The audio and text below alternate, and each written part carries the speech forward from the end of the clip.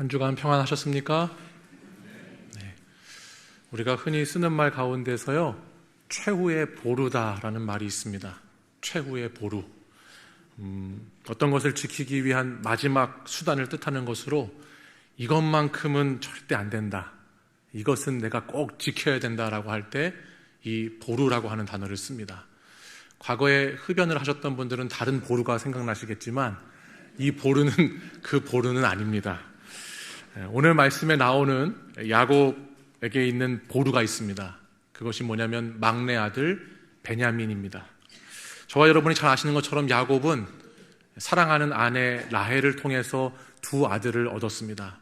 그런데 첫째 아들이었던 요셉은 형제들의 시기로 인해서 애굽의 종으로 팔려나가 잃어버리게 되었습니다.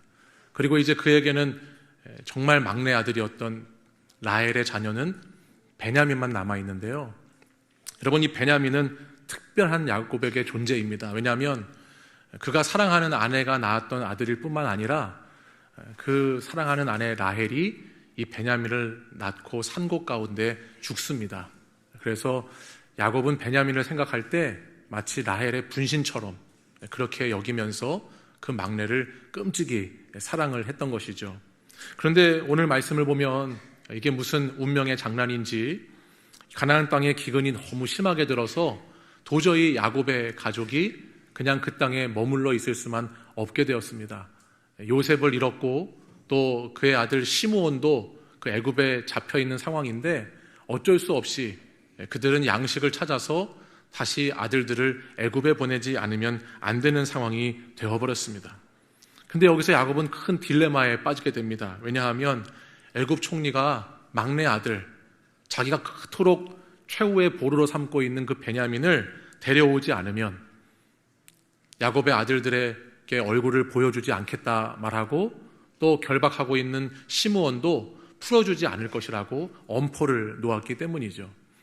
야곱은 양식을 구하러 베냐민을 보내자니 그 베냐민을 요셉처럼 또 잃게 될까봐 불안하고, 그렇다고 그냥 이대로 가만히 있자니 가족 전체가 굶어 죽을 위기에 놓여 있고 그야말로 이러지도 저러지도 못하는 교착 상태에 놓이게 되었습니다.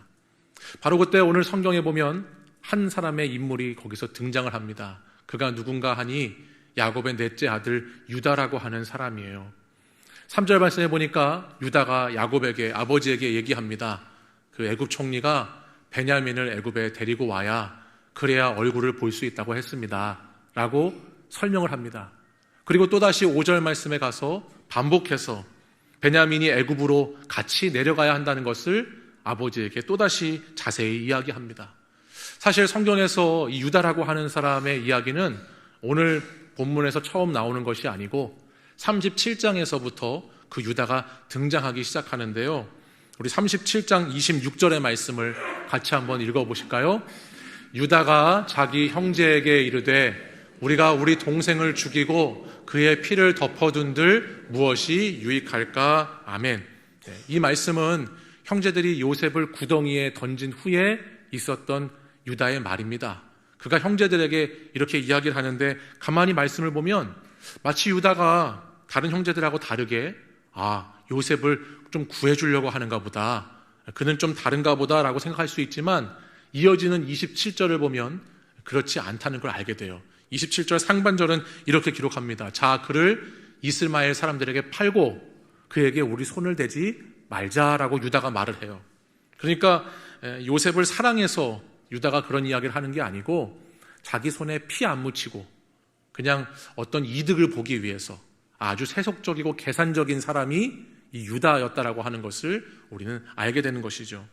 그리고 이어지는 창세기의 말씀은 37장 36절에 요셉이 팔렸더라 라는 말씀으로 37장이 끝나고 나면 38장이라고 하는 말씀 한 장을 건너뛴 다음에 39장 1절에서 요셉이 이끌려 라고 해서 저와 여러분이 지난주에 나눴던 그 요셉의 이끄심에 대한 말씀이 이어지게 됩니다. 그러면 그 중간에 건너뛴 38장에는 누구의 이야기가 기록되고 있는가? 그게 바로 유다의 이야기예요. 성경은 이 요셉의 이야기 가운데 유일하게 그 형제 유다라고 하는 사람의 이야기를 특별히 성경 한 장 전체를 들여서 38장에 기록을 해놓고 있습니다. 그것은 분명히 거기에 뭔가 의미가 담겨 있다라고 하는 뜻이겠죠. 38장의 말씀을 이 시간에 다 자세히 나누고 설명드릴 수는 없지만 이 창세기 38장의 핵심 주제라고 한다면 이 유다라고 하는 야곱의 아들의 영적인 타락 그리고 그의 돌이킴이라고 할 수가 있겠습니다. 여러분, 유다라고 하는 사람은 자기 형제들을 떠나서 38장에 보면 가나안 여인과 이방 여인과 결혼을 합니다. 그리고 자녀를 낳습니다. 할아버지 이삭, 여러분 아버지 야곱이 자기 동족의 아내를 맞이하기 위해서 얼마나 애를 써왔는지를 다 알았을 텐데 그것은 전혀 무시하고 그냥 이방 여인과 결혼을 하게 되었고 거기에서 아들들을 낳았는데 그 아들들이 하나님 보시기에 악하다라고 성경이 기록되면서 그 아들들이 다 죽습니다. 당시 사회에는 계대 결혼법이라고 하는 것이 있어서 이 아들이 죽게 되면 그 죽은 아들을 대신해서 그 다음 아들이 그 아내를 며느리를 차지하게 되는데 유다는 어떤 일인지 모르지만은 후손이 끊어질 위기에 처한 자기 가정을 보면서도 혈통을 이어갈 생각, 아브라함의 약속을 언약을 지킬 그 책임 이와 같은 것들을 다 무시합니다. 그리고 오히려 자기 아들들이 죽은 그 원인을 며느리 다말에게 전가하면서 책임을 회피하기에 바쁘죠. 그러자 며느리 다말은요 자기를 창녀로 속이고 가문의 대를 이어가기 위해서 유다와 동침을 하게 됩니다. 그리고 이 과정 속에서 유다는 자기 며느리인지도 모르고 그에게 담보물을 전해줘요. 그리고 그것이 나중에 발각이 되면서 담보물로 인해서 죄가 수치가 막 드러나게 되면서 아주 치욕적인 수치를 겪는 그 내용이 창세기 38장의 말씀이에요. 이를 통해서 유다는 자신이 얼마나 큰 죄인이고 얼마나 더럽고 추하고 악한 그런 위선자인지를 돌아보면서 책임 없었던 자신의 삶을 깨닫게 됩니다. 그리고 38장 마지막 절에 가면 유다가 이렇게 말씀이 나오는데요. 우리 같이 38장 26절 말씀을 한번 읽어보실까요? 유다가 그것들을 알아보고 이르되 그는 나보다 옳도다. 내가 그를 내 아들 셀라에게 주지 아니하였음이로다 하고 다시는 그를 가까이 하지 아니하였더라. 아멘.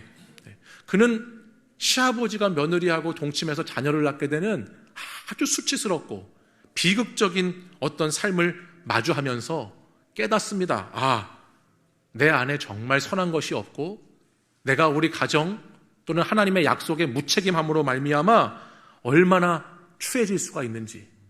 근데 그럼에도 불구하고 하나님께서 어떻게 하나님의 뜻을 이루어 가시면서 자신을 은혜로 덮어주시는지를 이 말씀을 통해서 확인해 가게 되는 것이죠. 그리고 그는 이제 영적인 사망의 자리에서 생명의 자리로 옮겨갈 뿐만 아니라 자기가 경험한 이 깨어짐을 통해서 하나님의 은혜로 점점 더 가까이 발걸음을 옮기는 자로 변하게 되는 것이에요. 그러면서 그는 거짓된 자아를 죽이고 책임감 있는 아들로, 책임감 있는 형제로 변화된 모습을 이 창세기 뒤에 있는 말씀에서 나타나게 되는 겁니다. 창세기 말씀 43장을 보면 이제 43장, 44장 이 이야기 가운데에는 마치 유다가 주인공처럼 등장을 합니다. 계속해서 유다의 이야기가 반복돼서 나오는데 오늘 유다가 43장에 보면 다시 한번 아버지 야곱에게 베냐민이 애굽으로 같이 따라가야 된다라고 하는 당위성을 설명해요. 베냐민이 가지 않으면 안 된다. 그가 함께 가야 된다. 그러면서 그가 9절에는 어떻게 말하고 있는지 우리 9절 말씀을 같이 한번 읽어보실까요? 시작. 내가 그를 위하여 담보가 되오리니 아버지께서 내 손에서 그를 찾으소서. 내가 만일 그를 아버지께 데려다가 아버지 앞에 두지 아니하면 내가 영원히 죄를 지리이다. 아멘.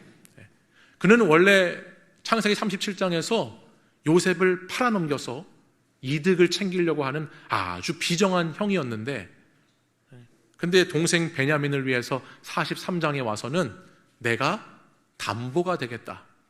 그렇게 표현을 하고 있습니다. 오히려 자기가 담보가 되어서 형제들을 구하고 지금 기근 가운데 죽음밖에 없는 야곱의 가문을 살리는 일 가운데 책임을 다하겠다는 새로운 인물이 되고 있는 것이죠. 그러니까 수치가 변하여 담보가 되는 이 이야기, 이것은 나중에 예수 그리스도를 통해서 어떻게 예수님의 구속의 은혜가 우리에게 나타나는지를 보여주는 예표가 되는데, 바로 그 중요한 그 이야기의 중심에 유다라고 하는 사람이 있다는 겁니다. 창세기 38장 앞에서 그가 며느리 다말을 만났을 때 주었던 담보라고 하는 것은 지극히 개인의 욕망과 쾌락을 위한 담보였습니다. 죄를 짓기 위한 담보물이었어요. 근데 43장 오늘 말씀에 와서 보는 담보라고 하는 것은 물건이 아닙니다. 이 담보는 이제 자신의 생명과 인생 전체를 내 동생을 위해서, 타인을 위해서 과감하게 내 존재를 드리겠다라고 하는 그와 같은 담보입니다. 그러니까 하나님께서는 유다를 깨뜨리시고 유다가 깨어진 이후에 그는 어떤 사람으로 변화되는 은혜를 입었는가? 자기 자신이 가정의 담보물이 되어서 자기를 희생하면서 가정을 회복하고 가정을 살리는 일에 귀하게 쓰임받는 그런 은혜의 도구로 변화된 인생을 살게 하셨다라는 것이죠. 사랑하는 여러분, 오늘 이 야곱의 가문이 문제가 있고 기근을 맞이한 것처럼 오늘 저와 여러분의 삶의 자리 가운데에도 우리의 가정에도 여러 가지 어려움과 기근이 찾아올 때가 있습니다. 어떤 가정들은 재정의 기근이 찾아와서 힘들어하는 가정들도 있고, 어떤 가정은 건강의 기근이 있어서, 관계의 기근이 있어서, 사랑의 기근, 위로의 기근, 소망의 기근이 있어서 이 가정 가운데 다양한 어려움들을 겪는 모습들이 우리 가운데 많이 있죠. 근데 중요한 것은 이런 상처와 이런 아픔과 이런 깨어짐이 없는 가정은 아마 한 가정도 없을 거예요. 정말 중요한 건 뭐냐면 바로 그와 같은 이런 아픔 속에서, 이와 같은 깨어짐 속에서 우리 가정은 어떻게 이것을 극복할 것인가, 어떻게 우리 가정은 달라질 것인가, 그것이 정말 중요한 내용인 것이죠. 제가 지난 5월 첫째 주일에 어린이 주일 예배를 드리면서 우리 일부 예배를 드린 성도님들께는 소개를 해드린 적이 있는데, 우리 2부 성도님들께는 소개를 못 드린 내용이 있어요. 제가 그날 연극하느라고, 무당벌레 하느라고 이 뒷부분 설교를 소개를 못 드렸는데, 그때 소개했던 것 중에 하나가 뭐냐면 일본의 도자기 중에서 킨츠키 기법이라고 하는 깨진 도자기를 복원하는 기술이 있어요. 보시는 것처럼 저 도자기에 이렇게 금색으로 이제 줄이 가 있잖아요. 근데 저게 뭐냐면 깨진 부분이에요. 깨진 도자기를, 저걸 가지고 저 도자기 깨진 부분에 금을 붙이든지 보석을 붙이든지 해서 그거를 완전히 새롭게 작품으로 재탄생하게 만드는 킨츠키라고 하는 기법인데요. 깨진 도자기는 아무 의미가 없지만 그 도자기를, 그 기법을 써서 저렇게 만들면 이전보다 훨씬 값지고 값어치가 있는 도자기로 다시 재탄생을 하게 되는 겁니다. 여러분, 우리 스스로도 마찬가지인 것 같아요. 저와 여러분도 깨어지지 않을 수가 없잖아요. 그렇죠? 세상을 살면서 많이 깨집니다. 근데 그 깨어지고, 우리 가정도 깨어지고, 일터도 깨어지고, 삶의 자리가 깨어지는 그 깨어짐이라는 게 있는데, 그때 그 깨어짐보다 더 중요한 게 있다는 거예요. 그게 뭐냐? 우리 유다를 통해서 보게 되는 것이죠. 그 깨어짐이 하나님의 은혜로 다시 붙여질 수 있다면, 하나님의 은혜가 임하여서 그 깨어짐이 다시 붙여지기만 한다면, 우리는 유다의 모습을 통해서, 야곱의 가족을 통해서 보는 것처럼 이전보다 더 놀랍고 더 큰 은혜가 그 가정에게 임하는 것, 그 사람에게 임하는 것을 볼 수 있다라고 하는 것입니다.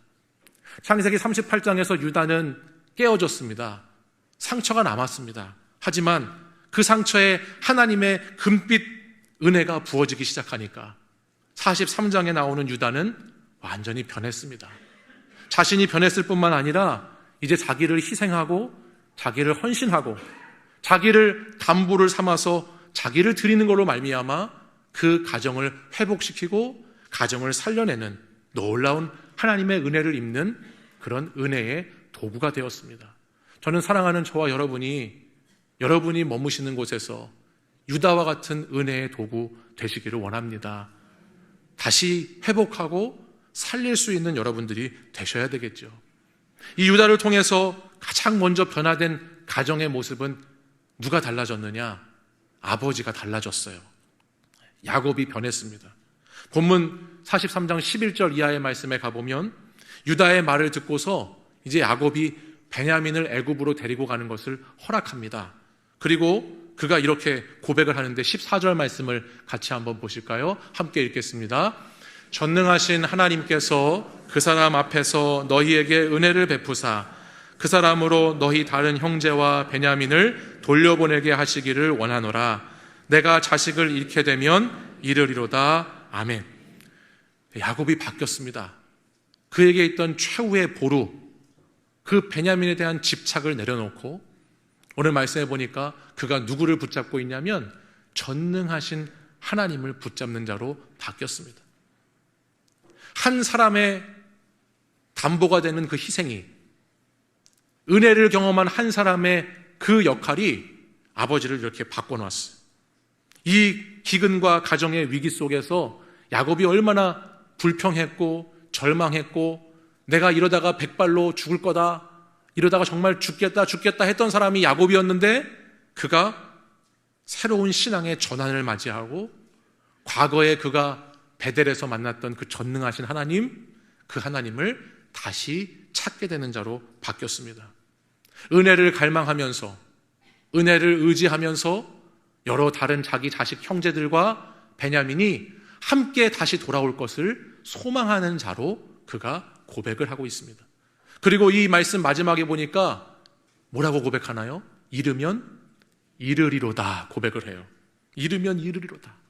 그동안에는 늘 자신의 손에 움켜쥐고 부여잡고 내가 지키고 내가 어떻게든지 하려고 했던 그것을 다 내려놓고 이제 이르면 이르리로다. 하나님께 모든 주권을 맡겨드리면서 자기 생명보다 더 소중한 그 최후의 보루까지도, 베냐민까지도 그의 생사 여탈권을 하나님께 드리면서 그가 달라진 모습으로 거룩한 포기, 영적인 굴복을 하고 있는 모습을 우리에게 보여줍니다. 저는 유다와 같은 한 사람의 그 은혜의 희생이 있었을 때 어떻게 가정이 달라질 수 있는가, 어떻게 사람이 변할 수 있는가, 오늘 말씀을 보면서 많은 것을 느끼게 됩니다.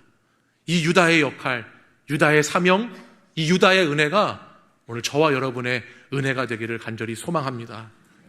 또한 유다를 통해서 달라진 것은 야곱만이 아니에요. 그와 그의 형제들도 완전히 달라졌죠. 실제로 본문 43장에 있었던 유다의 고백이 그냥 고백으로만 끝나지 않고 자기의 삶의 자리에서 실체적으로 나타나게 되는 것을 성경은 그 이후의 말씀에 보여줍니다. 우리 43장 15절 말씀을 먼저 같이 한번 읽어볼까요? 시작. 그 형제들이 예물을 마련하고 갑절의 돈을 자기들의 손에 가지고 베냐민을 데리고 애굽에 내려가서 요셉 앞에 서니라. 아멘. 아버지를 설득해서 이제 유다가 베냐민을 데리고 애굽 총리에게 나아갑니다. 근데 이어지는 44장의 말씀에 보면 거기에서 이 요셉이라고 하는 애굽 총리가 다시 한번 형제들을 시험해요. 어떤 시험이냐면 여러분 아마 들어보셨을 거예요. 요셉의 은잔을 이제 베냐민이라고 하는 그 막내 동생의 그 가방 속에, 그의 그 자루 속에 넣는 시험을 합니다. 그리고 나서 누가 이 은잔을 훔쳐갔냐라고 이 형제들을 다 모아가지고 그걸 조사하기 시작하는 거예요. 44장 9절에 보니까 이 시험 가운데 형제들이 이렇게 말하고 있네요. 같이 읽어보겠습니다. 당신의 종들 중 누구에게서 발견되든지 그는 죽을 것이요 우리는 내 주의 종들이 되리이다. 아멘. 그러니까 지금 형제들이 발견되면 그 사람 죽이시고 우리는 종이 되겠습니다. 이렇게 지금 요셉에게 애굽 총리에게 말을 합니다. 그리고 이어지는 11절 말씀부터 보면은 그들이 맨 위에 있는 형부터 시작해서 막내 베냐민의 자루까지 하나씩 자루를 다 풀어봅니다. 그런데 이게 어쩐 일인지 그 은잔이 베냐민의 자루에서 발견이 되는 거예요. 큰일 났습니다. 아까 앞에서 고백한 것에 의하면 어떻게 돼야 되죠? 베냐민은 죽어야 되고 자기들은 종으로 잡혀야 됩니다.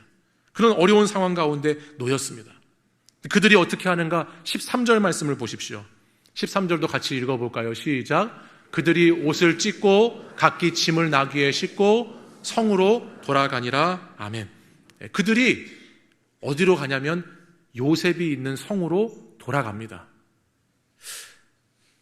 과거의 형제들이었으면 아마 요셉을 팔아넘겼던 그 형제들의 모습이었으면은 베냐민만 잡혀가게 놔두고 아마 자기들은 주랭랑을 치면서 다시 가나안 땅으로 급하게 도망갔을 겁니다. 근데 이 형제들이 달라졌죠. 요셉이 너희들은 가도 된다라고 그렇게 유도하고 있어도 넘어가지 않고 다시 자기들의 옷을 다 찢고 짐을 실어서 요셉의 성으로 다 같이 돌아가는 거예요. 돌아가서 요셉 앞에 서는 것입니다. 그리고 나서 16절 말씀에 보면 유다가 이렇게 말을 하는데요. 우리 이 말씀 같이 읽어보실까요? 유다가 말하되 우리가 내 주께 무슨 말을 하오리이까? 무슨 설명을 하오리이까?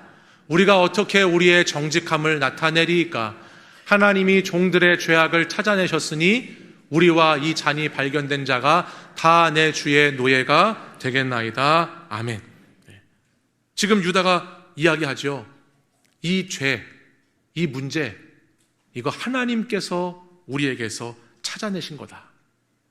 지금 이 은잔이 발견된 것만이 아니고 그 형제들이 과거부터 지금까지 지었던 그 죄가 하나님 앞에서 지금 이렇게 드러나게 되는 것을 말합니다. 그러면서 자신들의 죄에 직면을 하고 그 죄를 자복하고 그 죄를 회개하는 것이죠. 형제들이 하나가 되고 자신들의 죄를 자백하며 통회하는 이 놀라운 변화가 누구를 통해서 이루어지고 있느냐? 지금 유다를 통해서 이어지고 있습니다. 자기가 담보가 되겠다고 했던 그 유다를 통해서 이와 같은 일들이 진행되고 있어요. 이 44장 33절에 가면 유다의 말이 이렇게 기록되는데요. 우리 33절 말씀도 같이 읽어보죠. 이제 주의 종으로 그 아이를 대신하여 머물러 있어 내 주의 종이 되게 하시고 그 아이는 그의 형제들과 함께 올려 보내소서. 아멘. 여러분, 놀라운 변화 아닙니까? 지금 유다가 어떻게 하겠다는 거예요?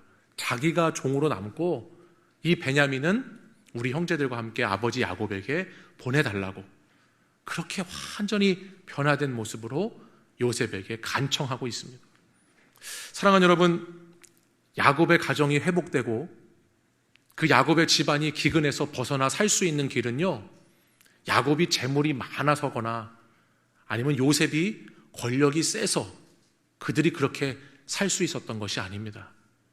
내가 대신하여 종이 되겠다, 내가 대신하여 담보가 되겠다라고 하는 한 사람의 희생과 그의 은혜의 고백이 이 가정을 회복시키고 가정을 살리는 중요한 마중물이 된 것입니다. 여러분, 마중물이라는 거 아시죠? 펌프질을 할 때 물이 전혀 없으면 그 펌프질을 해서 아래에 있는 물이 끌어올라오지가 않잖아요. 그러니까 거기에 한 바가지의 물이 부어져야, 그래야 펌프질을 했을 때 그 마중물로 인해서 깊은 샘의 물이 계속해서 끌어올려지는데, 지금 유다는 이 가정에서, 이 야곱 가문에서 어떤 역할을 하느냐? 그 마중물의 역할을 하고 있다는 거예요. 그래서 하나님은 이 은혜의 마중물이 된 유다를 얼마나 사랑하셨는지, 그를 통해서 유다의 사자 다윗이라고 하는 후손이 나오고, 그를 통해서 다윗의 후손을 이어서 예수 그리스도가 그의 후손 가운데 나오는, 그리고 그 예수님이 오늘 죄와 허물로 죽을 수밖에 없는 저희들의 담보물이 되어주셔서 저희들을 영원한 생명으로 살려주시는 그 은혜의 놀라운 일들을 이 은혜의 마중물인 유다를 통해서 이뤄가고 있다고 하는 사실입니다. 사랑하는 여러분, 저는 저와 여러분도 유다처럼 은혜의 마중물이 되었으면 좋겠습니다. 우리가 살아가고 있는 이 시대는 기근의 시대이죠. 상황과 형편이 어렵고 여러 가지 갈등도 문제도 많이 있는 세상입니다.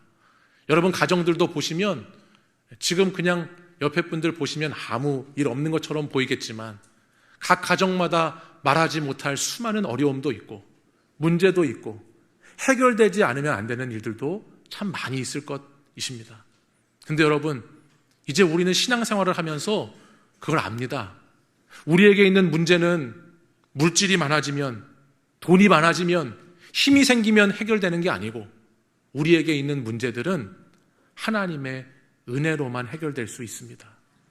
하나님의 은혜가 있어야 풀릴 수가 있어요. 여러분, 하나님의 은혜를 구하시기를 바랍니다. 여러분이 하나님의 은혜를 구하고 간절히 은혜를 찾으면 우리 하나님은 은혜를 주시려고 기다리시는 하나님이세요. 그리고 여러분이 해결할 수 없는 일들, 여러분이 풀 수 없는 일들, 내 능력 밖의 일들, 감당할 수 없는 것들, 그 문제들 하나님께서 그 시간을 지나갈 수 있도록 그 시간에 하나님께서 역사해 주실 줄 믿습니다. 여러분, 히브리서 4장 16절 말씀을 같이 한번 읽어보실까요? 같이 읽겠습니다. 시작. 그러므로 우리는 긍휼하심을 받고 때를 따라 돕는 은혜를 얻기 위하여 은혜의 보좌 앞에 담대히 나아갈 것이니라. 아멘.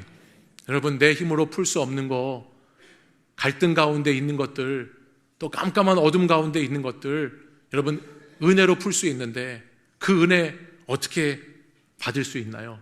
은혜의 보좌 앞으로 나와야 받을 수 있는 거예요. 은혜의 보좌 앞으로 내 심령을 드려야, 은혜의 보좌 앞으로 내 시간을 드려야, 은혜의 보좌 앞으로 내가 나아가야, 그래야 그 은혜를 얻게 된다라고 성경이 말씀하고 있어요.